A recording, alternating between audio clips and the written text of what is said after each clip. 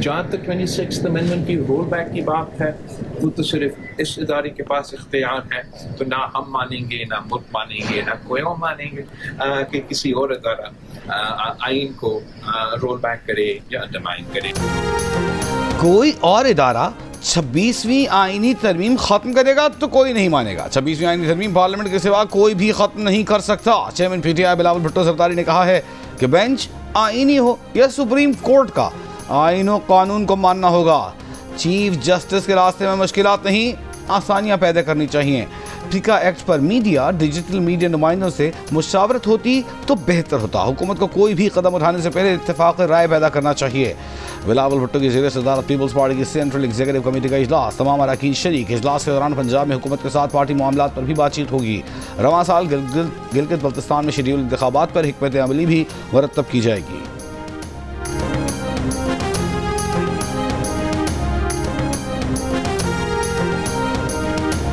PTI का मुज़ाकरात की बहाली पर गौर। बैरिस्टर गौहर कहते हैं कि कमीशन के ऐलान के लिए 7 रोज़ बहुत थे। बानी पीटीआई ने मुज़ाकरात होल्ड किए थे। पीटीआई दोबारा गौर कर लेती है, लेकिन हुकूमत कमीशन का ऐलान करे। मीडिया से गुफ्तगू में कहा कि पीटीआई ने सिर्फ 2 मुतालबात रखे थे, 7 रोज़ में कोई प्रोग्रेस नहीं हुई। हुकूमती कमेटी के तर्जुमान इरफान सिद्दीकी ने कहा कि हुकूमत ने मुज़ाकरात ख़त्म नहीं किए। पीटीआई कमेटी को हुकूमत का जवाब सुनना है तो 28 जनवरी को आकर बैठें, अगर मगर के खेल का हिस्सा नहीं बनेंगे। पीटीआई मुज़ाकरात के आदाब और फामो तफहीम से नावाकिफ़ है।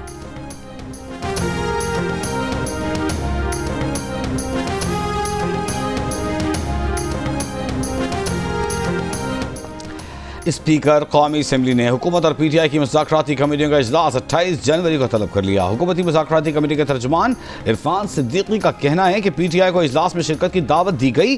पीटीआई ने अभी तक शिरकत से माजरत नहीं की, न ही मुज़ाकरात ख़त्म करने से मुताल्लिक़ तहरीरी तौर पर आगाह किया। हुकूमत ने मुज़ाकरात ख़त्म नहीं किए, 28 जनवरी को आएँ और हुकूमत का जवाब सुने।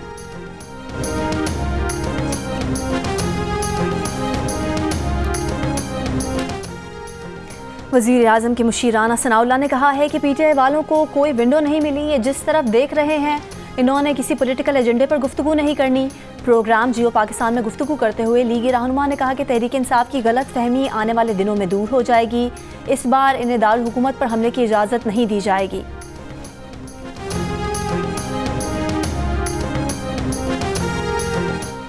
वज़ीर आज़म शहबाज शरीफ की ज़ेर सदारत गैर कानूनी तारिकीन वतन की कश्ती में पाकिस्तानियों की अमवात के वाक़े पर इजलास। वज़ीर आज़म की सरबराही में इंसानी स्मगलिंग के सद्देबाब के लिए टास्क फोर्स कायम कर दी गई। शहबाज शरीफ ने कहा, इंसानी स्मगलिंग में मुलव्वस इंसानियत के कातिलों को कैफ़ियत किरदार तक पहुँचाएंगे। इन गिरोहों के अफराद की गिरफ्तारियों में तेज़ी लाई जाए।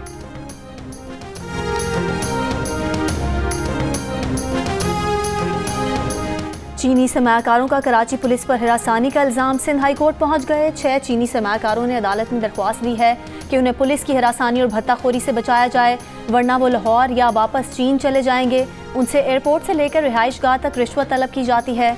उन्हें आज़ादाना नकलो हरकत से रोक दिया गया है। सिक्योरिटी के नाम पर महसूर कर दिया जाता है। कारोबारी मीटिंग्स तक नहीं कर सकते। अदालत ने नोटिस जारी करते हुए IG सिंध और दीगर से 4 हफ्तों में जवाब तलब कर लिया।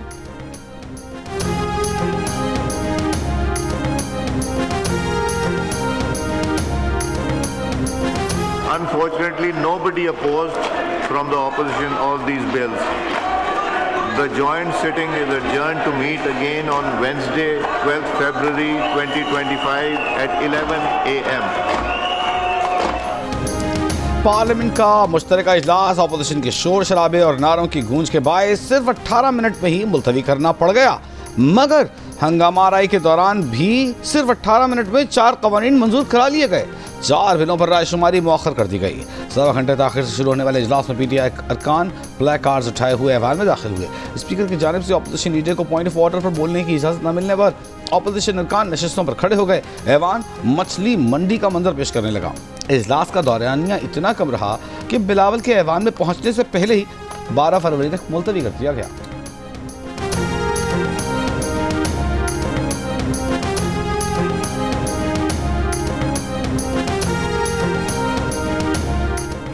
कौमी असम्बली से मंजूरी के बाद मुतनाज़ पीका एक्ट सेनेट में पेश। अपोजिशन का एहतजाज, नामंजूर के नारे और वॉकआउट। बिल मुतालिका कमेटी के सुपुर्द। वज़ीर कानून आज़म नज़ीर तारड़ ने बिल पेश किया। ऐवान में डिजिटल नेशन पाकिस्तान बिल और नेशनल कमीशन बराए अक़लियत के क़याम का बिल भी पेश। अपोजिशन के रवैये पर आज़म नज़ीर तारड़ ने कहा कि बिल कमेटियों को भेजे जा चुके, ऐवान में जुलूस जलसा करने के बजाय कमेटी में जाकर बिल पर बात करें। सेनेट का इजलास पीर की शाम 4 बजे तक मुलतवी।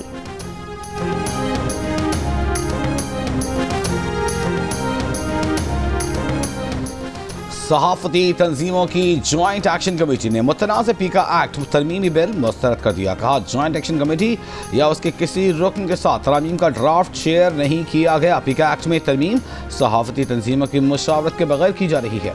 हुकूमत स्टेक होल्डर्स की मुशावरत के बगैर पीका एक्ट तरमीमी बिल को पास न करे।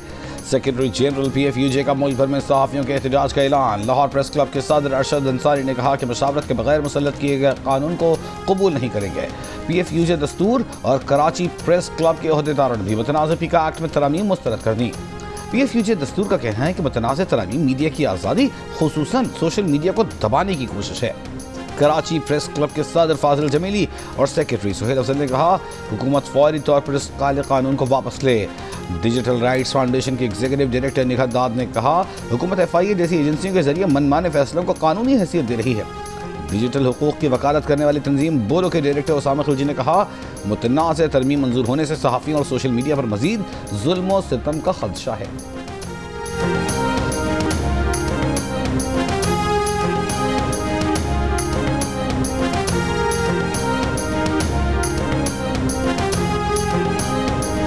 साबिक चेयरमैन सेनेट मियां रज़ा रब्बानी की मुतनाज़े पीका कानून की मंजूरी की मजम्मत। कहा इस मुतनाज़े बिल की मंजूरी से इजहार राय का गला मजीद घोंट दिया जाएगा। इस कानून से इंतजामिया को सोशल मीडिया प्लेटफॉर्म्स को कंट्रोल करने का इख्तियार मिल जाएगा। इस बिल की मंजूरी से पहले मुतालिका स्टेक होल्डर्स को एतमाद में ना लेना बदकिस्मती है।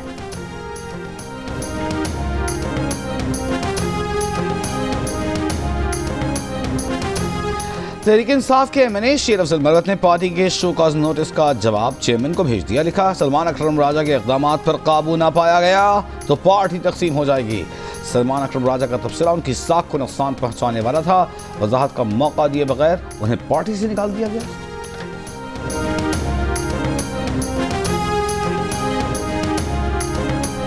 पेशावर हाई कोर्ट का इलेक्शन कमीशन को 60 दिनों में खैबर पख्तूनख्वा में सेनेट के इंतखाबात कराने से मुतालिक फैसला करने का हुक्म। KP में सेनेट इंतखाबात से मुतालिक दरख्वास्त निपटा दी। तहरीरी फैसला जारी। फैसले में लिखा स्पेशल सेक्रेटरी लॉ और इलेक्शन कमीशन KP में सेनेट इंतखाबात ना कराने की कोई तसल्ली बख्श वजह नहीं बता सके। इलेक्शन कमीशन 60 दिन के अंदर फैसला करे।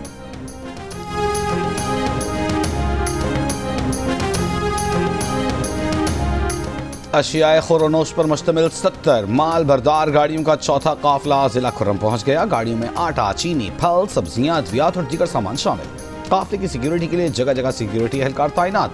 अपर खुर्रम के लिए अद्वियात भी हेलीकॉप्टर के जरिए पारा चनार रवाना। मुशीर सेहत एहतशाम अली के मुताबिक ज़मीनी राबिता बहाल होने तक हेलीकॉप्टर के जरिए ही अद्वियात भेजी जाएंगी। खुर्रम में आज से बंकर्स गिराने का काम दोबारा शुरू होने का इम्कान।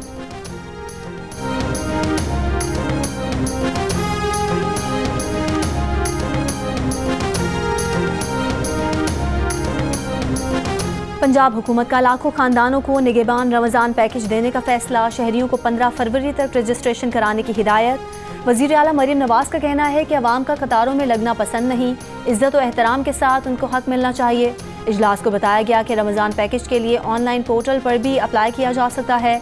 हेल्पलाइन भी कायम कर दी गई है। वज़ीर आला मरीम नवाज़ के दौरे चीन के समरात भी सामने आने लगे। सूबे में पहली बार माहौल दोस्त agriculture and solid waste management की मैकेनाइजेशन का आगाज़। चीन और पाकिस्तान की कंपनीज के दरमियान मुफाहमत की याददाश्तों पर दस्तखत।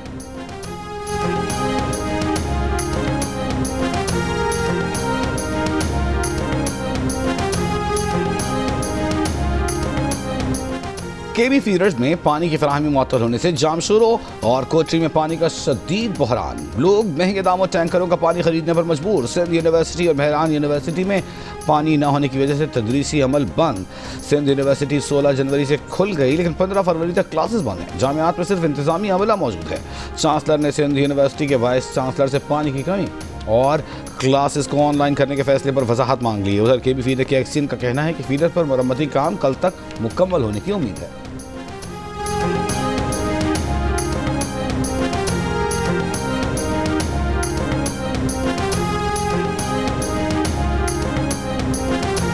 सिंध की 17 जामियात में छठे रोज़ भी तदरीस का अमल मुअत्तल। Federation of all Pakistan academic staff association का कराची प्रेस क्लब पर एहतजाज। असातिज़ा का कहना है कि सिंध हुकूमत की जानिब से जामियात एक्ट में मुजव्वज़ा तरमीम मंजूर नहीं। हैदराबाद में भी एहतजाज। असातिज़ा का एहतजाज। असातिज़ा का कहना है कि जामियात का वाइस चांसलर ब्यूरोक्रेट को तैनात करना क़तई तौर पर कबूल नहीं।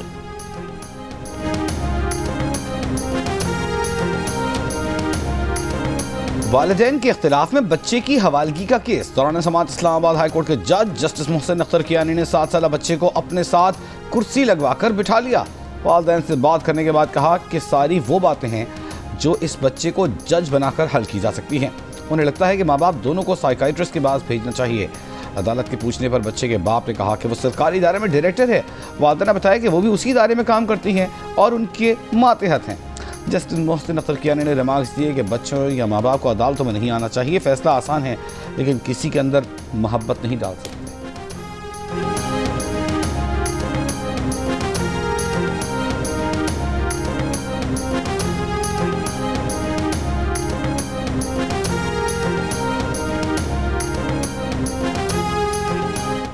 वफाकी वज़ीर दाखिला मोहसिन नकवी के एजाज़ में कांग्रेस मैन और कांग्रेस की फाइनेंशियल सर्विसेज कमेटी के सरकर्दा मेंबर की जानिब से इशाइया मुलाकात में पाक अमरीका ताल्लुकात को फ़रोग देने के लिए बाहमी राब्ते बढ़ाने की ज़रूरत पर जोर। बाहमी दिलचस्पी के अमूर और पाक अमरीका दो तरफ़ा ताल्लुकात पर तबादला ख्याल। पाकिस्तान की मईशत और IMF प्रोग्राम पर भी गुफ्तगू की गई। वज़ीर दाखिला मोहसिन नकवी ने अरकान कांग्रेस को पाकिस्तान के दौरे की दावत भी दी।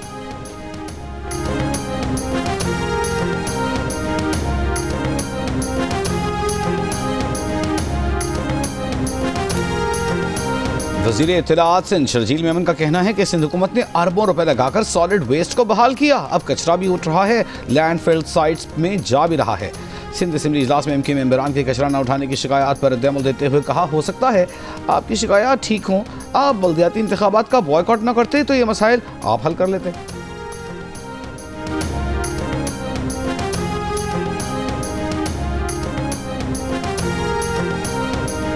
पाकिस्तान और वेस्ट इंडीज़ के दरमियान सीरीज़ का दूसरा और आखिरी टेस्ट कल से मुल्तान में खेला जाएगा।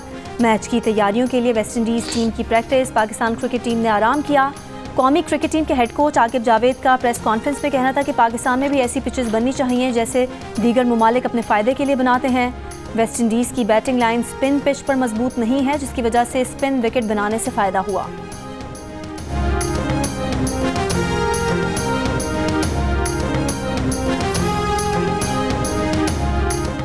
और साल की पहली हब रैली ऑटोक्रॉस कल कराची में होगी। 2 किलोमीटर का ट्रैक तैयार, 50 से ज़ायद मर्द ख़वातीन ड्राइवर्स एक्शन में दिखाई देंगे।